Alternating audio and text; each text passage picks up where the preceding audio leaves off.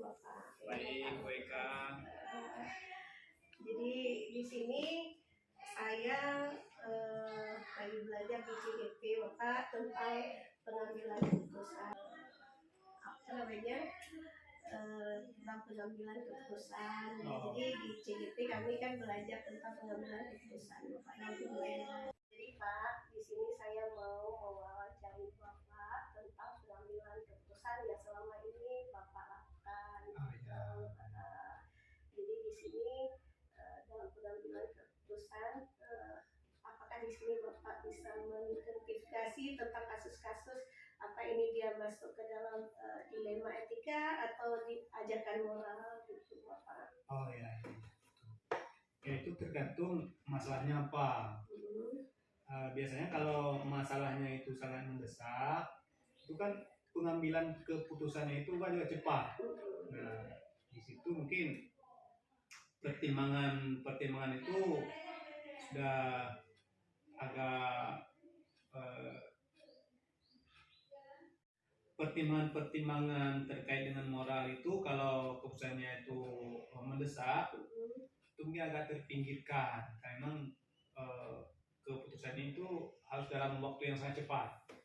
Namun untuk kasus-kasus yang membutuhkan pertimbangan yang memiliki waktu itu etika moral itu memang kita kedepankan. Misalnya begini, pada kasus-kasus yang bisa ditangani dalam waktu yang agak relatif lama, nah itu biasanya itu kita mengambil keputusan itu dengan pertimbangan nurani, mana yang benar, mana yang salah. Meskipun nanti mungkin secara moral itu normatif. Karena begini, ketika perkara itu membutuhkan keputusan segera, misalnya ini saya sedang berhadapan dengan tamu, ada anak yang menjerit di luar. Itu saya apakah langsung keluar atau tetap dengan tamu? Nah, kalau saya langsung keluar, mungkin etika saya dengan tamu itu seperti apa? Nah, kemudian disitulah kita ambil keputusan yang terbaik. Nah, itu biasanya kita menggunakan naluri. Kalau misalnya ada bawahan kita yang bertugas, mungkin yang siswa tadi bisa ditangani. Namun ketika naluri kita mengatakan bahwa ini membutuhkan saya, nah itu mungkin langsung segera bisa disampaikan dengan tamu. Nah, ini untuk penanganan. Itu bentuk-bentuk dari pengambilan keputusan. Namun kalau keputusan itu dia bisa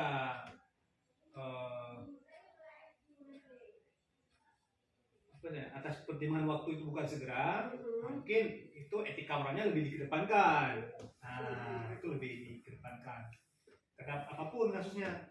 Nah, saya pikir demikian. Jadi di sini bagaimana Bapak menjalankan pengambilan keputusan yang terutama bahwa ini efektif dalam pengambilan keputusan Bapak. Mungkin ada langkah-langkah yang Bapak lakukan untuk pengambilan keputusan, terutama yang dilema etika ini Bapak. Mungkin ada langkah-langkah yang selama ini Bapak lakukan, oh ini efektif kita lakukan untuk penanganan suatu kasus gitu. Oke. Dia dalam pengambilan keputusan ini pertama sekali yang menjadi pijakan kita kan aturan sebenarnya. Aturan. Nah, dalam pelaksanaannya itu terkadang memang butuh kebijakan. Memang tidak diatur dalam aturan. Nah, di situ kadang-kadang kita mengalami dilematis. Ada banyak kasus yang memang ketika sudah terjadi, secara aturannya itu memang harus kita tegakkan, tapi pada sisi lain itu secara moral itu harus dicari teori lain ataupun solusi lain terhadap kasus itu, meskipun secara aturannya tidak boleh seperti itu. Nama juga aturan itu kan sebenarnya dibuat untuk kebaikan. Nah, disitulah fungsi fleksibilitas aturan itu.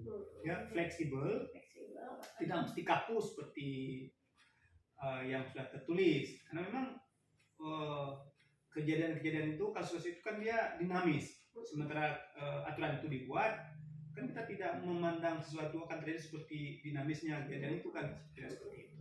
Berarti Ada banyak kasus di sekolah yang membutuhkan seperti itu. mungkin bisa nggak Bapak ceritakan sedikit yang memang kasus yang pernah Bapak selesaikan dengan menggunakan langkah-langkah seperti ini gitu untuk dilema etika gitu Bapak? Ya, ada banyak kasus. Katakanlah seperti ini. Kasus misalnya kehadiran siswa. Di awal sudah kita buat aturan bahwa jumlah kehadiran ambang batasnya jumlah harinya segini. Nah, dalam pelaksanaannya itu kan misalnya nih, si anak dia pergi ke Jakarta. Iya. Dia izin Beberapa hari. Nah, karena aturannya izin hanya boleh 3 hari, sementara dari Jakarta dia balik ke sini, pesawatnya nggak ada. Iya. Seminggu lah. Apakah kita tetap pegang peraturan atau kita ambil keputusan lain? Nah, itu yang saya sebutkan tadi. Maka aturan itu fleksibel. Kita nggak paham apakah benar pesawatnya nggak ada, kita nggak paham itu. Tapi yang jelas orang tuanya, si anak mengatakan bahwa ini pesawat untuk KC itu nggak ada pesawat. Nah, atau apa-apalah kejadian lain. Nah, ini artinya meskipun di aturan izin hanya diberikan 3 hari, nah disitulah letak kebijakan kita. Nah, itu fungsi etika moral tadi.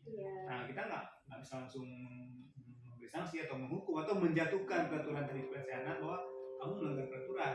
Jadi konsekuensinya seperti ini, nggak boleh. Itulah fungsi pimpinan. Nah, itu situlah apa istilahnya, kecerdasan dalam menentukan keputusan itu kadang rumit, kadang mudah. Nah, itu karena memang seperti yang saya katakan di awal, ketika mengambil keputusan itu sangat tergantung pada timingnya, waktu yang kita butuhkan. Waktu yang kita butuhkan. Semakin panjang waktu yang tersedia bagi kita, mungkin keputusannya itu semakin lebih baik. Tapi semakin singkat waktu yang kita butuhkan, bisa jadi itu jadi dapat keputusan kita itu salah atau ada dampaknya besar. Maka kalau yang waktunya singkat kita pakai naluri. Nah, tapi kalau waktunya lama ada banyak faktor yang bisa mempengaruhi keputusan itu. Baik, selama ini mungkin ada hal-hal yang tantangan terbesar Bapak mungkin dalam pengambilan keputusan itu, ada tantangan yang harus Bapak lalui mungkin. Oh ya, ada begitu banyak tantangan sebenarnya, karena kan yang kita hadapi kan manusia ini, bukan karena kutip materi yang lain. Nah, dalam mengambil keputusan karena terkait dengan sifat-sifat kemanusiaan ini, nah ada begitu banyak pertimbangan-pertimbangan, ada begitu banyak kebijakan-kebijakannya. Katakanlah seperti ini, saya memperlakukan guru itu berbeda antara satu orang dengan orang lain. Itu tergantung karakteristik guru tersebut. Ini contoh. Ada seorang guru itu yang tingkat kehadirannya itu lebih rendah dibandingkan guru lain. Mungkin guru yang rajin, mungkin dia protes. Kok bisa Pak gini? Beliau kan hadirnya itu kan jarang. Nah, di sisi itulah itu pertimbangan kemanusiaan. Kita harus mengkaji lebih jauh kenapa saya membiarkan yang jarang hadir itu, sementara yang perlakuannya sama. Mungkin di waktu lain saya akan memberikan reward kepada yang rajin, bisa jadi dengan pujian. Tapi di sisi lain saya bisa memberikan sanksi bagi yang jarang hadir ini.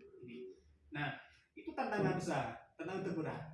Nah, memberikan sanksi sementara kita sudah paham karakteristiknya hanya untuk menyenangkan orang yang protes, itu tantangan. Nah, ketika hal-hal seperti ini muncul, ini pengambilan keputusan kita ini kadang-kadang tidak bisa memuaskan orang. Tidak bisa memuaskan orang. Tapi kalau kita sudah berpikir itu benar, lanjut. Nah, karena kepuasan itu bisa kita berikan dalam bentuk lain, di waktu lain, kemudian pengalamannya juga bisa berbeda-beda nanti. Saya pikir demikian terkait dengan tantangan. Ada itu banyak tantangan. Itu salah satu contoh saja. Iya, berarti kita tidak mungkin menyenangkan semua orang Ya, nggak mungkin. Karena memang kepuasan ini kan nggak mungkin bisa kita puaskan semua orang dalam keadaan yang sama. Mungkin saja kan kita kasih contoh secara konkret kalau di sekolah. Misalnya ini si guru A ini dia mungkin di rumahnya itu entah bagaimana kejadiannya kita nggak tahu. Apakah dia harus menyelamatkan anak karena dia broken home dengan istrinya, sehingga pada pagi hari dia harus ngantar, masak dan sebagainya, atau istrinya juga suaminya nggak pernah pulang, ya itu kan pertimbangan kemanusiaan yang sebenarnya kita selaku kepala sekolah tahu karena dia sudah bercerita. Tapi kita nggak ceritakan lagi ke kawan dia karena itu menyangkut dengan personality orang, privasi orang. Dia cerita ke kita karena menyangkut dengan tugas dia supaya ada keringanan dari kita. Kita nggak cerita ke satu lagi karena itu kan kalau cerita satu lagi berarti udah menceritakan privasi orang ke orang lain. Udah viral. Makanya kita ambil keputusan yang terbaik bagi kedua-duanya. Yang satu benar, dia protes kenapa? Karena lebih rajin dia. Satu lagi jarang hadir dia.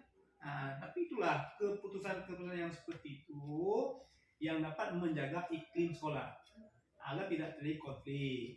Kalau misalnya ada misalnya saling berkompetisi itu biasa, dan itu suatu kebaikan.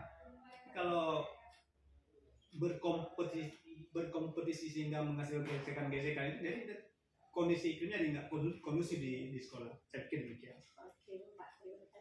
Jadi pada saat pengambilan keputusan Bapak ini ada tidak Bapak faktor-faktor yang mempermudah atau membantu Bapak dalam pengambilan keputusan khususnya pada dilema etika tadi? Oh, banyak. Banyak faktor-faktor yang memudahkan kita dalam mengambil keputusan. Kalau berbicara dari tataran teoritis memang gak rumit, tapi kalau berbicara dari segi praktik sehari-hari itu langsung ketemu hal-hal yang memudahkan kita dalam mengambil keputusan. Nah disinilah kadang-kadang keputusan itu dia membutuhkan masukan dari banyak orang. Tapi kembali ke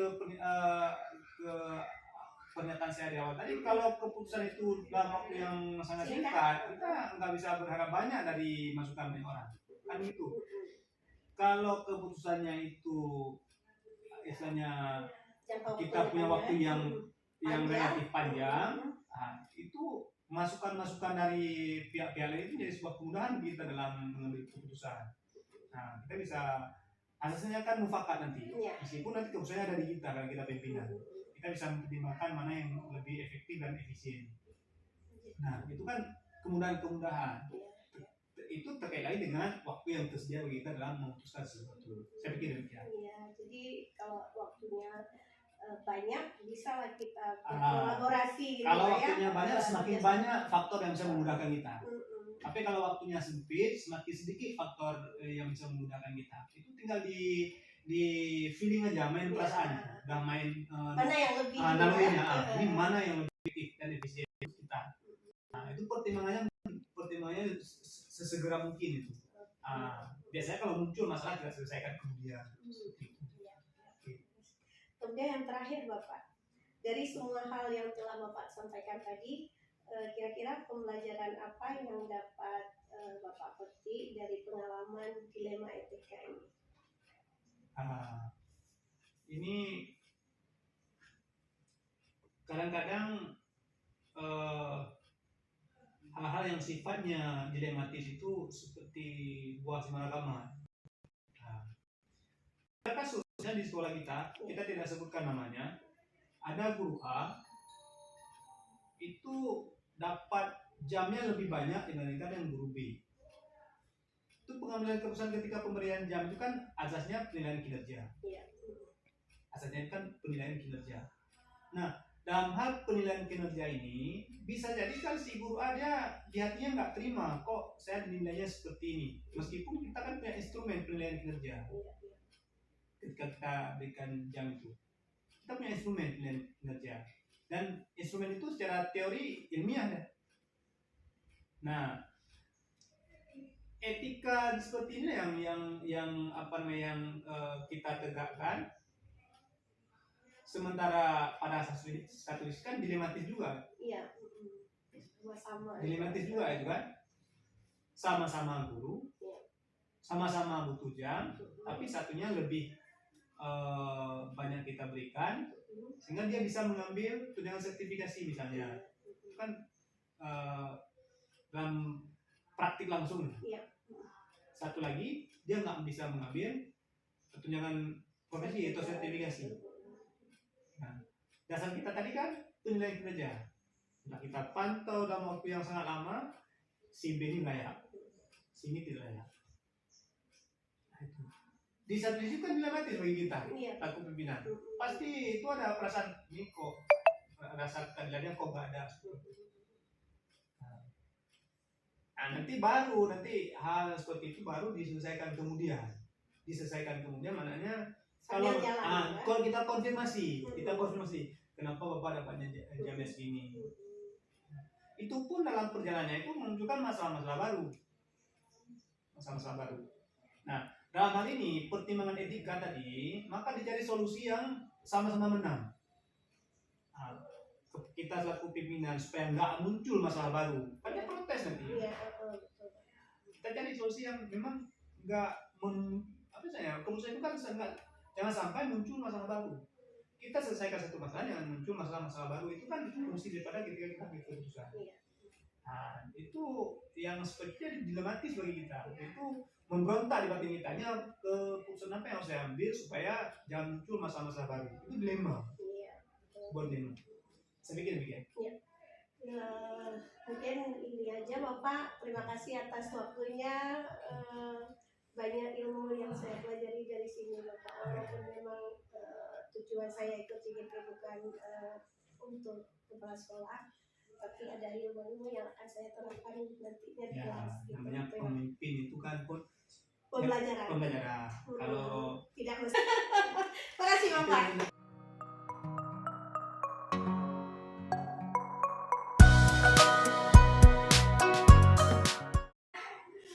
Selamat siang Bu Novi.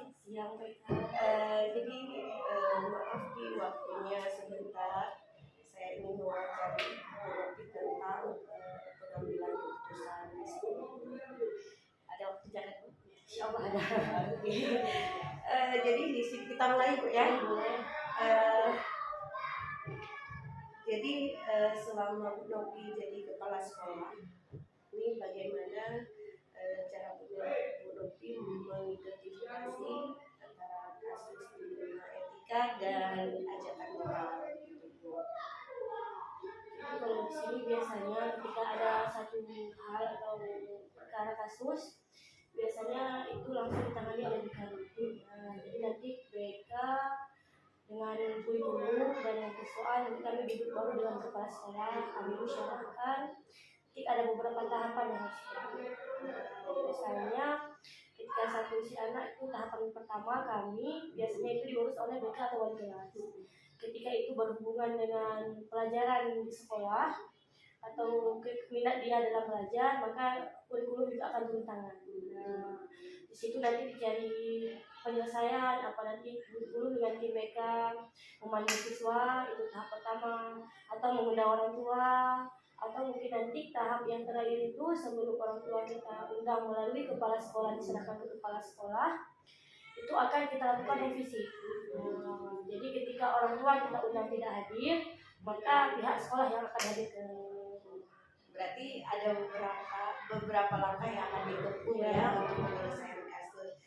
Jadi bagaimana Ibu menjalankan pengambilan keputusan di sekolah, terutama yang kasusnya di mana ada dua kepentingan di situ yang sama-sama mengandung nilai kebajikan. Misalnya nih, ada si siswa ini dia jarang ke sekolah, tapi dia di pengetahuannya bagus gitu. Jadi ini kan dilema, kita mau menaikkan kelas tetapi dianya tidak pernah jarang ke sekolah. Mungkin ada tindakan-tindakan yang diambil bagaimana?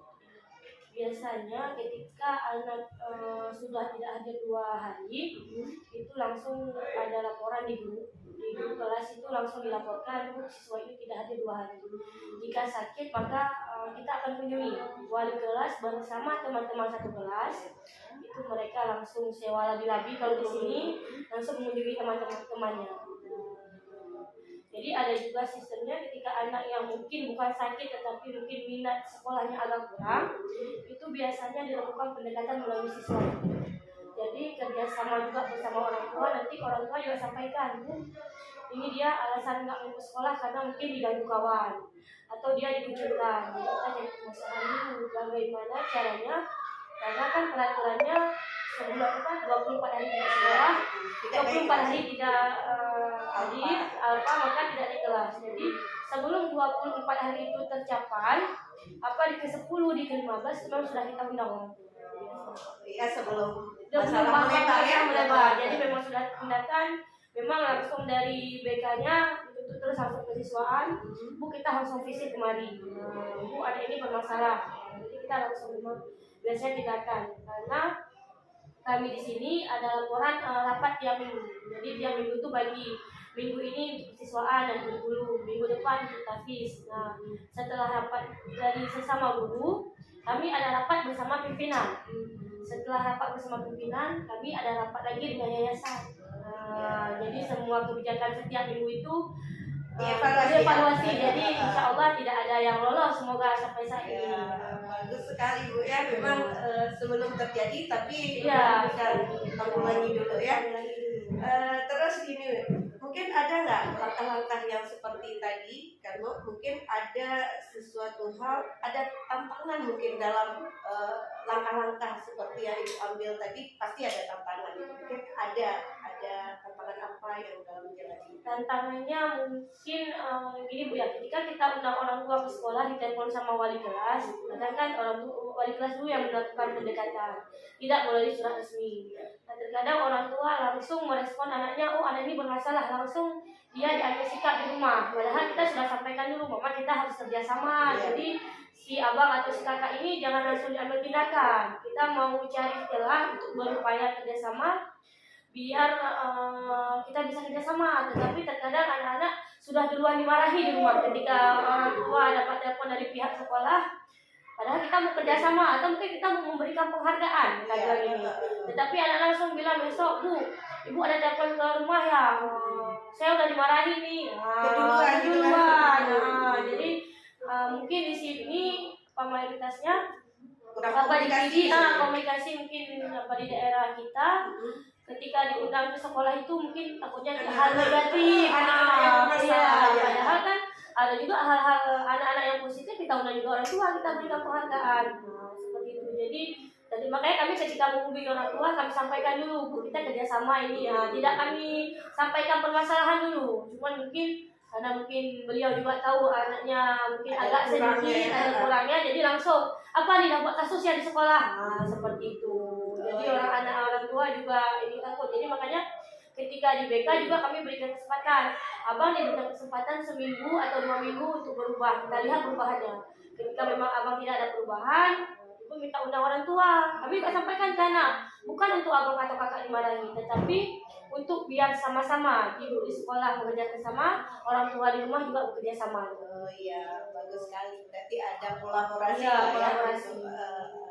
Jadi ini Bu, apakah Ibu memiliki sebuah jadwal atau jadwal tertentu dalam penyelesaian kasus dilema, atau mungkin menyelesaikan langsung di tempat, atau memang ada prosedur yang kayak Ibu bilang tadi ya, kalau ada masalah ke guru kelas dulu, kemudian ke wali kelas, ke BK, nanti ada visitnya. Langkah-langkah mungkin ada langkah-langkah lain yang ditempuh dari itu. Terkadang kami langsung turun ke lapangan ya Bu. Jadi terkadang kita melihat anak-anak mudah-mudahan nggak masuk kelas, atau terkadang ada yang belajar di kelas tapi dia mudah-mudahan, jadi kita turun langsung. Jadi langsung Bu. Ketika jumpa kepala sekolah, jadi mereka tidak cermin langsung takut istilahnya. Kita lakukan pendekatan. Kita tanya kadang-kadang mereka tidak berani bercerita ke guru lain. Mungkin dengan kepala sekolah mereka berani cerita, karena harus kita bilang dulu, karena saya sampaikan, abang kakak jangan takut ke cerita ke ibu nggak sampaikan ke yang lain. Nah, abang bisa punya rahasia. Jadi nanti ketika mau saya sampaikan ke guru lain juga, saya nggak ceritakan permasalahannya, cuma saya sampaikan siswa ini perlu ditindaklanjut, atau mohon diperhatikan dia sedikit bermasalah. Nanti gurunya juga akan dipantau. Iya, Itu langsung bekerja sama dengan teman-teman sejawatnya, dengan guru mapel yang lain. iya, nanti ibu di sini mencari tahu sendiri Iya, dulu, iya. kemudian istilahnya menggapai dulu Iya, anak ini menggapai. biar percaya ke kita Iya. gitu, baru dia bisa mencerita. Bagus sekali Bu ya. Ini yang mungkin ada faktor-faktor yang selama ini mempermudah langkah-langkah itu untuk menggapai itu. Iya. Mungkin faktornya yang pertama itu guru-guru sangat mendukung ya, karena mungkin dari di sini kami di yayasan memang salah satu coachingnya kami juga 2 minggu sekali coaching langsung dengan pusat dari psikologi. Jadi kami permasalahan langsung sampaikan ke pusat dengan tidak menimbulkan siswa. Jadi ada materi-materi dan pembelajaran yang untuk kami selalu lakukan. Dan juga karena kami di sekolah ada grup WA kelas, jadi di grup WA kelas itu ada masuk media center juga, ada juga masuk, kadang ada masukan nomor kepala sekolah. Nah, jadi kepala sekolah bisa memantau langsung nih siapa yang sering izin, siapa yang sakit, atau mungkin ada permasalahan yang orang tua menyampaikannya dalam grup. Walaupun mungkin di dalam grup itu saya tidak mengambil peran, saya cuma langsung menyampaikan ke wali kelas, Bu, coba dicek nih WA-nya, mohon ditindaklanjuti secara pribadi. Jadi banyak dan juga orang tua, karena mungkin di grup WA ada, karena kita juga ada di sini, mereka ada sebelum mulai semester itu biasanya di seminggu kita ada rapat wali. Jadi orang tua diundang ke sekolah untuk menerima lembaran capaian target anak-anak hafalan, target materi, dan juga aktivitas dia selama 6 bulan pertama di sini. Jadi nanti dievaluasi kembali ketika rapor tengah semester, dan nanti akhir di rapor semester. Jadi dalam setahun kami ada mengundang 6 kali orang tua ke sekolah. Berarti ada kerjasama. Ada kerjasama dengan orang tua. Tetap dalam pantauan guru dan juga Dan orang tua. Yes. Bagus sekali Bu ya. Ini yang terakhir Ibu.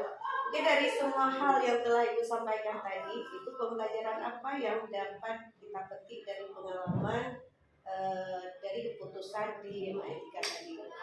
Jadi ketika kita melihat permasalahan antar siswa didik, rupanya mereka memiliki masalah yang terkadang lebih berat mereka punya daripada kita, sehingga kita tidak langsung bisa menjudge mereka salah. Dan kadang apalagi kondisi sekarang, ada anak yang dari broken home, ada anak yang kekurangan orang tua, ada anak yang sudah meninggal satu dari kecil, ada yang tidak pernah jumpa dengan orang tua, ada yang tinggal di panti asuhan. Jadi ketika kita mengambil, memang tidak boleh mengambil dengan perbuatan ya, dengan apalagi dengan main fisik, itu sangat dilarang. Ketika kami bermain fisik, maka kami langsung dari yayasan menurunkan surat peringatan. Jadi sebisa mungkin melatih emosi, melatih emosi, melatih amarah. Jadi alhamdulillah selama saya di sini, istilahnya emosi kita itu lebih terkontrol mungkin ya. Jadi juga bisa kita praktekkan di anak di rumah nih. Jadi ketika marah sama anak, kita lihat, Oma, ini siswa saya di sekolah aja permasalahannya lebih susah daripada kita di sini. Nah, itu mungkin jadi pendewasaan diri. Bahkan ada guru yang masuk, guru juga bilang gini, Bu, selama di sini kayaknya dewasanya memang gak perlu belajar Bu ya. Selama di sini langsung ya Bu ya. Istilahnya yang kita praktek, yang kita teorikan di kuliah itu beda jauh dengan yang kita praktekkan. Ya, rupanya situasi lapangannya memang seberat ini Bu ya. Lebih sulit lagi, apalagi dulu kita lihat di Jakarta atau di daerah kota besar. Rupanya di daerah kita sendiri sekarang sudah mengalami. Iya, masih banyak kendala-kendala yang membuat kadang-kadang siswa kita berkendala dalam pengetahuan. Iya, jadi sebelum kita tuntut dia, kita memang arahannya dari kami, kita dekati dulu ya, apa yang membuat dia melanggar aturan. Kadang-kadang ada juga yang kita tanya, ketika abang kenapa atau kakak kenapa melanggar aturan? Bu, udah SMP kan gak enak Bu duduk selalu. Adalah kami udah besar dikit buat kegiatan apa. Nah, jadi saya bilang kok saya di sini ikut aturan dengan gaya kalian masing-masing. Abang dengan gaya abang, si A dengan gaya si A, si B dengan gaya si B. Jadi tidak perlu si B jadi si A yang mengikuti peraturan, karena anak-anak kan beda karakter. Betul. Tapi dengan semua mereka karakter, yang penting etika dan sopan santunnya ada. Iya, karakter baik itu yang Iya, penting. yang Jadi di sini dengan ada diferensiasi, Iya. aneka ragaman siswa di sini kita bisa mempelajari bagaimana nih solusi untuk Iya. siswa ini, bagaimana siswa ini ya. Iya. Baik Bu Novi, banyak sekali pengalaman di sini dan terima kasih Iya, atas sama-sama. waktunya. Terima kasih Bu. Ya.